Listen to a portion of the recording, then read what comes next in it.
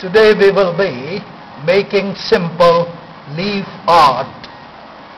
Collect certain leaves of different kinds and combining them together we will be making a bird.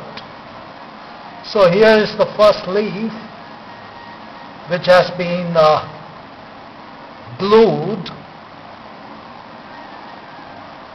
onto a sheet. Another leaf, glue it here to look like a beak. Then a third leaf to look like the tail.